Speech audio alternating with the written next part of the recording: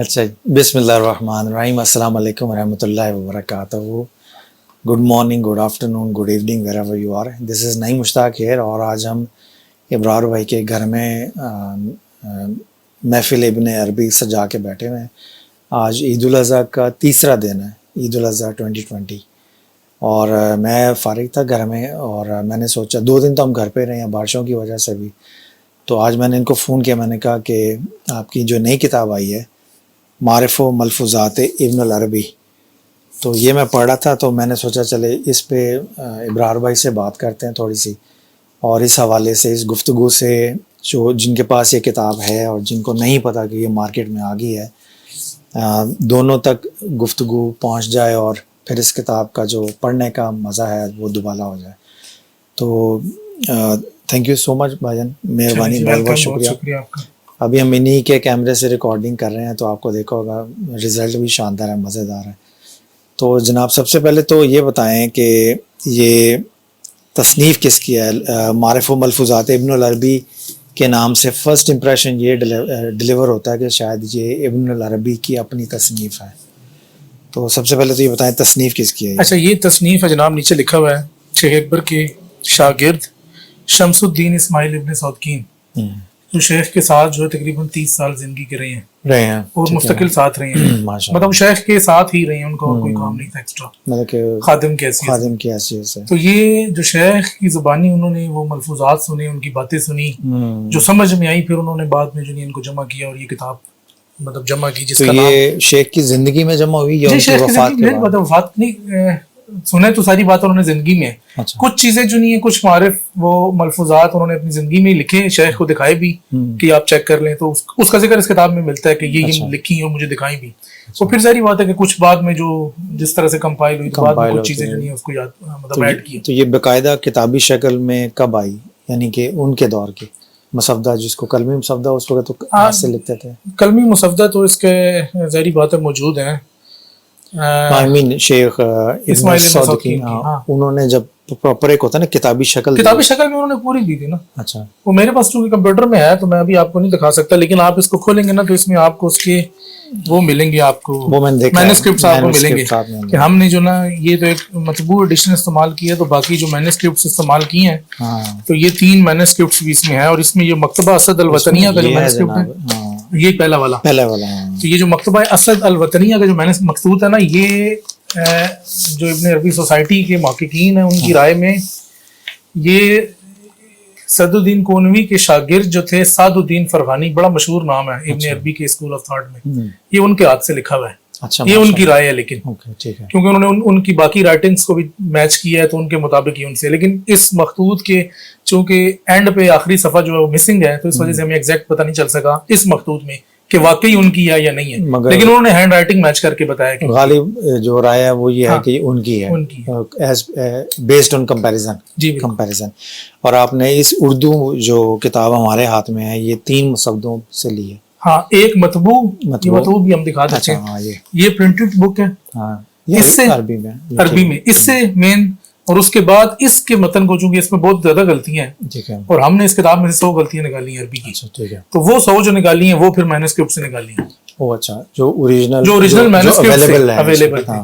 خاص طور پر یہ جو سعد الدین فرغانی والا نا، یہ سب سے بیسٹ مینوسکرپٹ ہے، اور باقی سب بھی اسی سے ہی کاپی ہوئی ہیں. Okay, lovely. اچھا، اب آپ نے اردو میں اس کا عنوان رکھا ہے معارف و ملفوظات ابن العربی، جبکہ اس کا عربی جو نام ہے ڈفرینٹ ہے. تو عربی نام ہے لواقع الاسرار و لوامع الانوار. اس کا مطلب کیا ہے؟ اس کا مطلب کیا ہے؟ اسرار ہے سر کی جمع. اچھا. اردو بھی میں ہم اسرار لفظ استعمال کرتے ہیں, یعنی راز کی باتیں. لواقع کہتے ہیں ہواؤں کو, جو ہوا تیز سے چلتی ہے, تیزی سے چلتی ہے, تیزی سے ہوا چلتی ہے, یعنی کہ اسرار کی ہوائیں. لواقع والاسرار, اسرار کی جو تیزی سے ہوائیں چل رہی ہیں. اور لوامع کہتے ہیں نور کا ایک, جو کہتے ہیں بجلی پڑنا یا چمکنا, وہ لمحہ اس سے کہتے ہیں. تو لوامع الانوار یعنی بجلیوں کی چمک. تو یہ اس کا ٹوٹل نام ہے کہ اسرار کی ہوائیں اور بجلیوں کی چمک. لیکن ظاہری بات ہے کہ وہ تو ایک عربی کے لحاظ سے ہے, تو اردو میں تو وہ لکھنا ہے کہ جو لوگ ہم اس کو اگر ویژوالائز کریں عربی نام کے مطلب کو, تو یہ ایک طرح سے کہہ لیجیے بہت تیز ہوائیں چل رہی ہیں اور بجلی کڑک رہی ہے, اسرار کی ہوائیں چل رہی ہیں, اور انوار کی یا تجلیات کی بجلیاں ہیں. تو یہ ایک آپ ایسے آپ کہہ لیں طوفانی موسم میں ہیں جس کے اندر آپ کو اسرار کی ہوائیں بھی ملتی ہیں اور انوار کی بجلیاں بھی ملتی ہیں اس طرح سے. اچھا, اب یہ مجھے بتائیے کہ اس کا یعنی خیال کیسے آپ کے ذہن میں آیا کہ اس کو ترجمہ کیا جائے؟ اس کا خیال اس طرح ہے کہ اس کتاب کو لینے سے پہلے یہ مخطوط کی شکل میں جو ایک بندے نے میں بھیجی. اچھا. اس کا نام وہ میرے پاس موجود ہے, وہ 7 اجزاء میں تھی, اور یہی جو سعد الدین فرغانی والا. تو جب میں نے پڑھی تو مجھے کہا, یہ میں نے دیکھا کہ یہ تو بڑی زبردست کتاب ہے, اور شیخ کے جتنے بھی معارف ہیں ایک آسان زبان میں اپنے شاگردوں کو جس طرح بتائی جا سکتی ہیں, شیخ نے اپنے شاگردوں کو بتائے ہیں. تو ویسے تو شیخ کا کلام جو ہے وہ بڑا ایک دقیق ہے اور بکھرا ہوا ہے. مطلب ایک جگہ پہ ہر چیز کو, کسی بھی جگہ پہ وہ بات کرتے ہوئے لازمی نہیں ہے کہ اسی جگہ پہ اس کا رزلٹ بھی دیں. وہ ایک بات کرتے ہیں, جرنل چھوڑ دیتے ہیں, پھر کہیں اور جگہ پہ کوئی اور بات ہوتی ہے, پھر ساری باتیں جڑتی ہیں, تو آہستہ آہستہ کر کے جو سمجھ میں آتی ہے. لیکن اس جگہ پہ یہ ہے کہ شیخ نے بات تقریباً مکمل کی ہے. اس کی وجہ یہ ہے کہ جب ان سے کوئی سوال پوچھ رہا ہے تو انہوں نے اس بندے کی تسلی کرنی ہے, تشفی کرنی ہے, جواب تو دینا ہے. تو اس حوالے سے یہ بڑے اہم ہے کہ یہ مختصر سے اشارات ہیں ان میں, لیکن بات جو ہے وہ اپنی پوری بات اس جگہ پہ ہو جاتی ہے اس اشارے کے حوالے سے. تو جب یہ میں نے پہلے پڑھی تھی تو مجھے بڑا اچھا لگا کہ یہ جو ہے نا لازمی کتاب اردو میں آنی چاہیے یا لوگوں کو بھی پڑھنی چاہیے. تو بس پھر وہ مخطوط تھا. اس طرح ہمارے بزرگوں نے اکثر کتابیں لکھی ہیں چھوٹے چھوٹے کہہ لیجیے سیگمنٹ کی شکل میں, کہ ایک سوال ہے اور اس کا مختصر جواب ہے, اور اس مختصر جواب کے اندر ایک پوری کتاب ہے. صحیح بات ہے, یعنی کہ سمندر کو کوزے میں بند کر دیا. بالکل اسی طرح. تو یہ ہم کہہ سکتے ہیں. پہلے تو اپنا اس کو آف کر لیں, سوئچ آف کر لیں موبائل, تاکہ درمیان میں محبت والی کو کال نہ آ جائے. ٹھیک ہے جی. اچھا, اب یہ مجھے بتائیں کہ اس کتاب کا جو مصنف نے فارمیٹ کیا رکھا ہے, اس کو جمع کیسے کیا ہے کانٹینٹ کو؟ اچھا, اس میں مصنف کی طرف سے کوئی ہمیں ایسی ترتیب نظر نہیں آتی کہ موضوعات کے بارے سے انہوں نے کوئی ترتیب رکھی ہو. اچھا, ہمیں اسی طرح لگتا ہے کہ بس انہوں نے رینڈملی اٹھائی ہیں, یا جو پہلے سنی ہیں وہ باتیں وہ پہلے ذکر کر دی, یا جس طرح سے ان کو یاد آئیں اس طرح سے ذکر کر دی. لیکن کئی دفعہ اس طرح بھی ہوتا ہے کہ کوئی ایک اشارہ یا کوئی ایک جز شروع ہوتا ہے تو پھر اس میں متعدد جو نہیں ملفوظات وہ ایک ہی حوالے سے ہیں. جس طرح کے ایصال ثواب یا ایصال اعمال کے حوالے سے, کہ اگر کوئی بندہ نیکی کرے اور دوسرے کو اس کا ثواب ہدیہ کرے تو کیا ملے گا یا نہیں. تو اس حوالے سے ہم دیکھتے ہیں کہ ایک جز شروع ہوتا ہے تو 5 7 8 اشارے اسی پہ ہیں. تو اس سے پتہ چلتا ہے کہ وہ کچھ نہ کچھ بیچ میں یہ بھی چیزیں دھیان میں تھی ان کی کہ یار موضوعات کے حوالے سے بھی رکھیں, اور پھر کچھ ایسا بھی تھا کہ وہ رینڈملی بھی تھی, اور پھر جس طرح سے ان کو یاد میں آئی یا لکھ دی اس طرح سے بھی. تو یہ تینوں چیزیں ہی چلتی ہیں. کب ہم یہ نہیں کہہ سکتے کہ ساری کتاب یہ اس طرح سے. یعنی اگر میں یوں کہوں کہ ابن سعودکین نے اس کو اپنی ڈیلی ڈائری کے طور پہ لکھا. ہاں, یہ بھی ہے. کتاب کی طرز پہ نہیں لکھا کہ میں کتاب لکھ رہا ہوں, بلکہ انہوں نے جو سننا ہے اس کو اپنی ڈیلی ڈائری میں اپنے لیے محفوظ رکھا, اپنے لیے محفوظ رکھا, اور وہ بعد میں امت کے لیے محفوظ ہو گیا. بعد میں انہوں نے کہا کہ یہ باتیں اتنی ہیں, میں تو یہ لوگوں تک بھی پہنچائی جائے. اب جو ہمارے پاس اس شکل میں عربی میں یا اردو میں یا جو آپ مخطوطے آپ فرما رہے ہیں, اس کے اندر جو بعد میں لوگوں نے اس کو جب چھاپا ہے تو جو آپ فرما رہے تھے کہ یہ 7 جز میں چھپی ہے. نہیں, 7 جز نہیں ہے, ایک کتاب کے 7 جز ہیں, چھپی تو اکٹھی ہے. ایک کتاب کے اندر 7 جز, یعنی 7 چیپٹرز, 7 حصے کہہ لیں, چیپٹرز تو نہیں بنتے کیونکہ وہ ملفوظات ہیں نا, تو بس انہوں نے 7 اجزاء میں اس کو کر دی. ٹھیک ہے, تو یہ 7 اجزاء شروع سے انہوں نے لکھے, انہوں نے 7 اجزاء میں اسی کے اوپر چلتے آ رہے ہیں. اچھا, اب اس میں جب میں آپ کی کتاب پڑھ رہا تھا اس میں میں نے دیکھا ہے کہ ایک تو ہے ابن العربی کی اپنی عبارت جو ابن سعودکین ان کی طرف منسوب کر کے لکھ رہے ہیں. پھر دوسرا انہوں نے اس عبارت کی, ابن العربی کی عبارت کی شرح بھی فرمائی, انہوں نے خود بھی کی ہے. اور ایک تیسری شرح پھر آپ نے ایڈ کر دیا تاکہ ہمارے برصغیر پاک و ہند کے جو اردو سپیکنگ کمیونٹی ہے وہ جب ان دونوں چیزوں کو پڑھیں تو مزید ان کے لیے آسانی ہو جائے ان کے معنی اور مفہوم تک پہنچنے کے لیے. اب کتاب کے اندر جو فارمیٹ ہے میں دیکھ رہا تھا کہ وہ یعنی یہ کلر تو ہے نہیں، ایک ہی ہے اور اس کے اندر اپنے لائنیں لگائی ہوئی ہیں. تو پڑھنے والا کیسے امتیاز کرے گا کہ جو اس میں جو کہاں پہ آپ کی ہے؟ کیونکہ عام طور پہ جو روایتی ہے نا وہ تو ٹیکسٹ چلتا آ رہا ہے اور لائن لگا کے نیچے فٹ نوٹ آ جاتا ہے. ہاں ادھر اس میں ہم نے فٹ نوٹ نہیں ڈالے. اچھا. اس کی وجہ یہ ہے کہ یہ جس طرح سے ابن سعودکین نے اس کا یہ پیٹرن بنایا نا، ہم نے اس کو پھر فالو کیا. یعنی یہ پیٹرن بھی نہیں کا ہے؟ ہاں نہیں، یہ انہیں کا پیٹرن ہے نا. اچھا. کہ انہوں نے اس طرح سے کیا کہ وہ مطلب ہو سکتا ہے کوئی ملفوظ وہ اپنی بات سے شروع کریں. اچھا ٹھیک. وہ کہیں کہ جی میں یہ کہہ رہا تھا، ہماری یہ ملاقات ہوئی اس جگہ پہ اور پھر میں نے ابن عربی سے یہ پوچھا. اب یہ جو پہلی عبارت ہے یہ ان کی اپنی ہے، اس میں ابن عربی کی کوئی بات نہیں ہے. یعنی انہوں نے وہ واقعات درج کیے ہیں، واقعات کے وہ حالات، وہ کس جگہ پہ تھے، ہم کیا بات ہو رہی تھی، کون سے لوگ تھے، یہ فلانے بندے نے یہ سوال کیا، مطلب اس طرح سے ہے نا. کیونکہ یہ ایک سمجھ لیں کہ گفتگو والی کتاب ہے. یہ کوئی ایسی کتاب تو نہیں ہے کہ کوئی بندہ اپنی عقل سے فکر سے بیٹھ کے لکھ رہا ہے. ابن سعودکین اپنے پڑھنے والوں کو اس گفتگو کا حصہ بنا رہے ہیں، اس سچویشن کے اندر لے کے آ رہے ہیں، پوری پکچر پینٹ کر رہے ہیں کہ یہ بات میں نے کیسے پوچھی، کس حالات میں یا کس موقع پہ پوچھی. ایک طرح سے آپ ایک بڑی دلچسپ سی کہانی پڑھے ہیں، جیسے تذکرۃ الاولیاء ہوتا ہے تو اس میں تذکرے کے ساتھ ساتھ آپ تعلیمات بھی پڑھتے آتے ہیں. تو یہ میں کہہ سکتا ہوں یعنی سمجھانے کے پوائنٹ آف ویو سے کہ ابن سعودکین نے یہ تذکرہ ابن العربی ہے، اس میں انہوں نے فرمایا کہ میں جب ان کے ساتھ تھا تو یہ سچویشن ہوئی، پھر میں نے یہ بات کہی، پھر آپ نے یہ فرمایا. تو اس طرح سے ان کی آٹو بایوگرافی بھی ہوگی ایک طرح سے. اصل میں یہ صرف ابن سعودکین اس جگہ پہ نہیں ہوتے تھے، شیخ کی مجالس میں اور لوگ بھی ہوتے تھے. اچھا. تو مطلب اب ایک مجلس ہے، بیٹھک جس کو ہم کہتے ہیں، لوگ بیٹھے ہوئے ہیں، کوئی بندہ بھی سوال کر رہا ہے جی.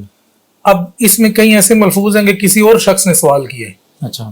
تو پھر شیخ یہ سننے والے ہیں، پھر یہ انہوں نے وہ بھی لکھ لیا کہ اچھا اس شخص نے یہ سوال کیا، شیخ نے اس کا یہ جواب دیا. تو یہ صرف ابن سعودکین اور ابن عربی کی پرسنل مجالس نہیں ہے، اس میں پرسنل بھی ہیں، اوپن بھی ہیں. مطلب جس طرح سے بھی وہ شیخ اپنے دور میں اپنے شاگردوں کو یا جو لوگ بھی سننے آتے تھے ان کو بتاتے تھے، تو یہ ساری چیزیں اس میں آ جاتی ہیں. Okay lovely. تو ایک طرح سے یہ دیکھا جائے تو ابن سعودکین نے یہ جو ساری گفتگو فرمائی ہے اس میں انہوں نے یہ دیکھا ہے کہ یہ کن کن موضوعات پہ گفتگو ہوئی ہے، کس طرح سے ہوئی ہے. تو انہوں نے اپنا ایک علمی ذخیرہ جو ہے اس کو سمیٹنے کی کوشش کی ہے اس کتاب کے اندر.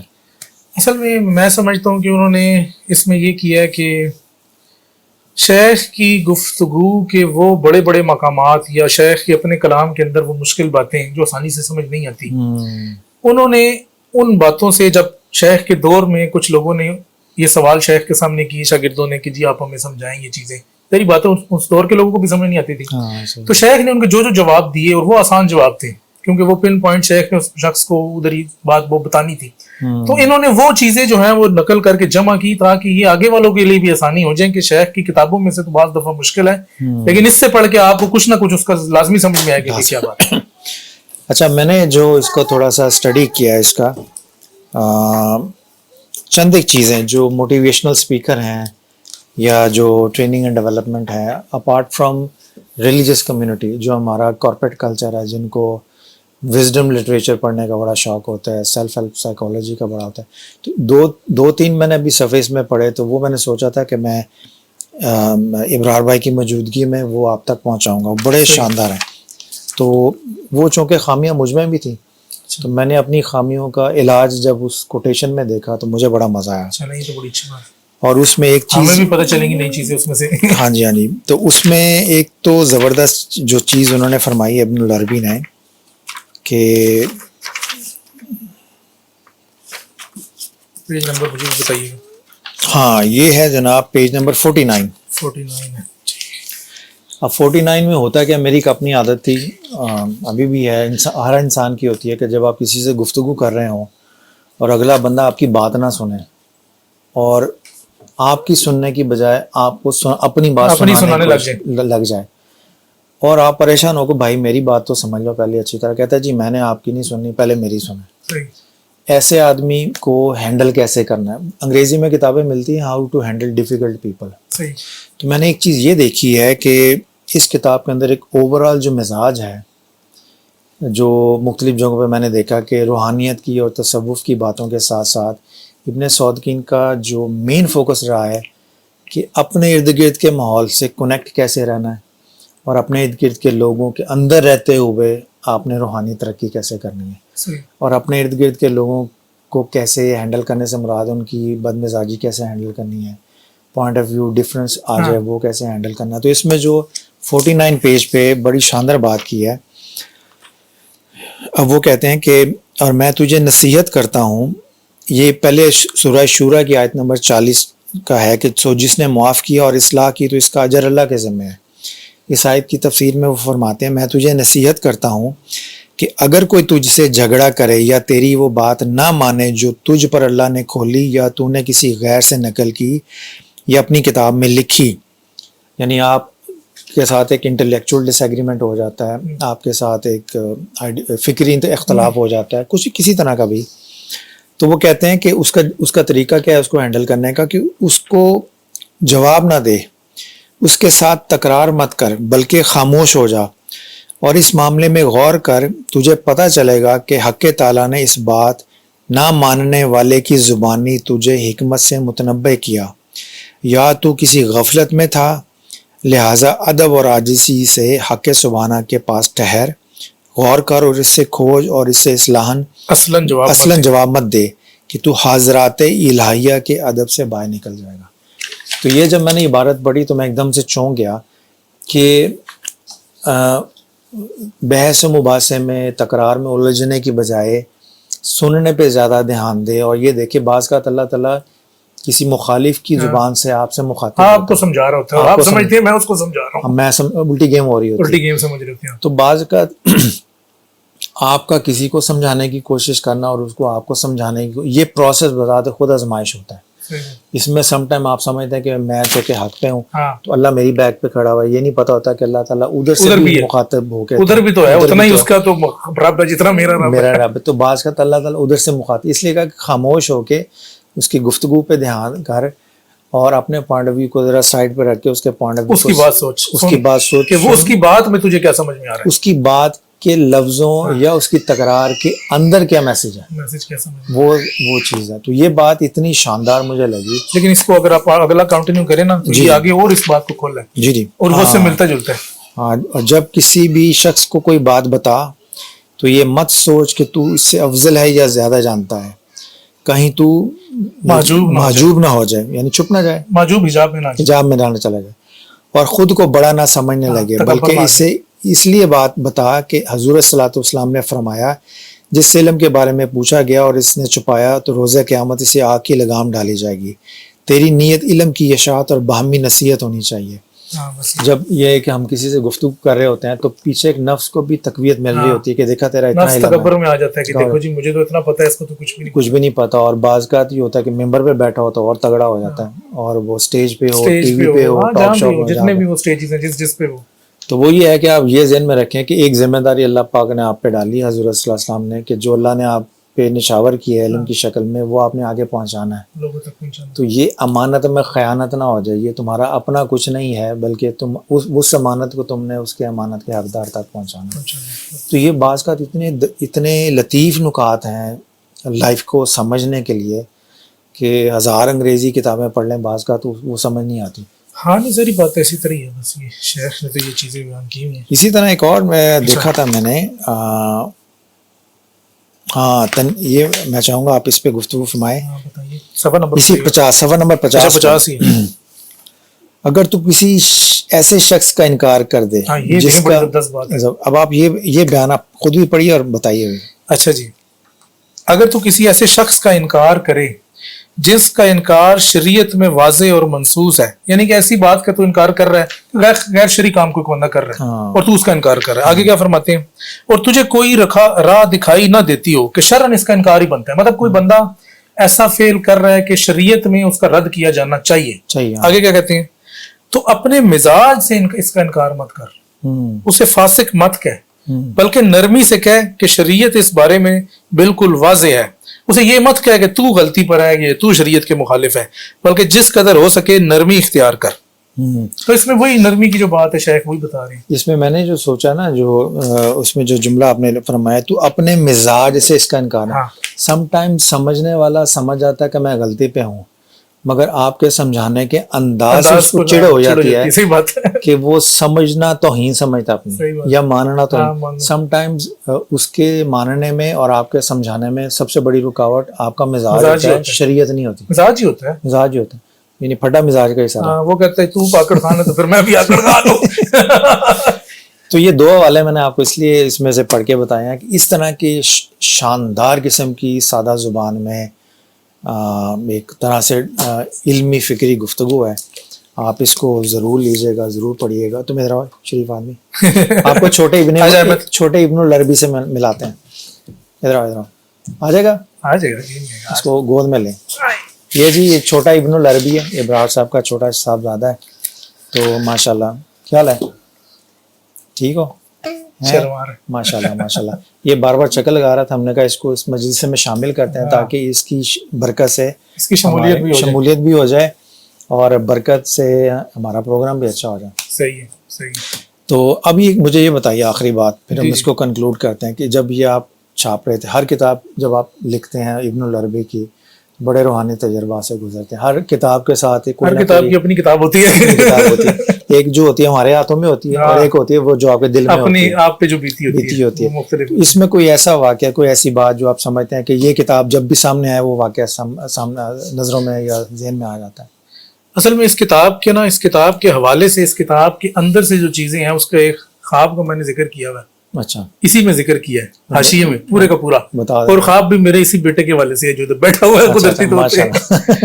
اچھا وہ ابھی میں ایگزیکٹ تو بتا, میں ویسے جنرلی بتا دیتا ہوں. شیخ نے اس کتاب میں عالم خیال کے حوالے سے بات کی ہے. شیخ اکبر کہتے ہیں کہ عالم خیال میں جب تم جاؤ, جس کو ہم نیند کا عالم یا خواب کا عالم کہتے ہیں, تو کمزور مت پڑ جاؤ, ادھر بھی اپنی ایک قوت دکھاؤ کہ تم کنٹرول میں ہو.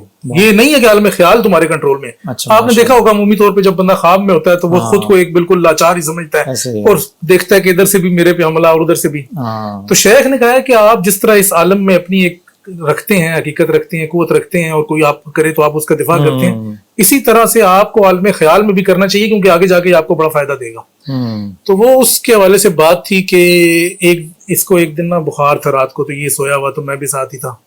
تو خواب میں نے دیکھا کہ جی بخار جو ایک مجسم صورت میں آیا, یعنی کہ جس طرح کی ایسی صورت ہے وہ ڈیزالو بھی ہو جاتی ہے اور پھر قائم بھی ہو جاتی ہے.